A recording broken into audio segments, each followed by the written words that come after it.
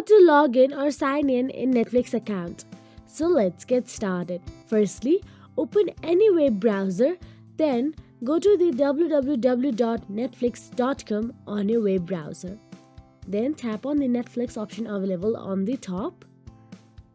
Then, once inside the Netflix website, locate the sign in button at the top right corner of the home page, or you can simply enter email in the enter email box option available there and tap on the get started option available there.